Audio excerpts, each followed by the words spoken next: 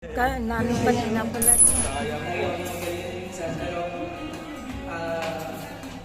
Siguro na yung part yun ng pagsasasa kumamba rin yung pagsasasa dahil sa so ayun I love you. Mahal kita lahat ng mga mahalangin natin sa buhay. Dati sinusunod ko, ngayon alam na natin na. So,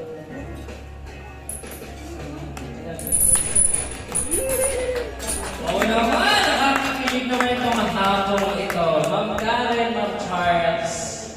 Bukod sa mga mensahe niyo sa isa't isa, ano naman ngayon yung natibigay ng mensahe para sa mga tao na dirito ngayon na talagang ino-consider ko na itong mga tao ito, itong mga mukhang ito yung mga tao patuloy na nagmamahal sa inyong dalawa. Ano pong mabibigay mong mensahe para sa kanilang lahat?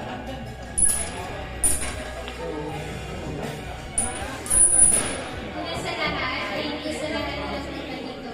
Yung time and effort na pagpunta dito. And then, sa grupo ko, sa mga friends namin ang Charles. Thank you talaga dahil nag-effort kayo kahit biglaan. Gusto kayo mag-invite. May mga punta dito na hindi na lang ako invite pero pumunta. Tapos kasi sila invite.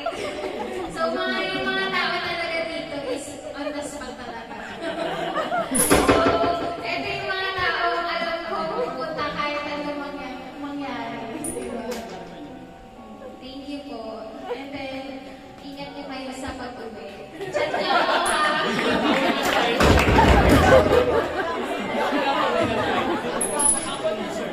so yun po, unang-una po ulit, nagpapasalamat ako kay Lord.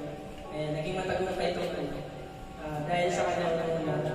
Siyempre, hindi rin magiging matagumpay ito kung wala po yung mga nagtutuwa na nagagandaan ng tao.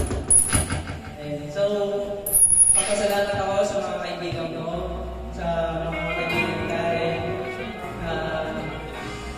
sa mga kaininang, sa mga ninang at ninong natin. So, at sigit sa lahat sa mga kapatid at sa family.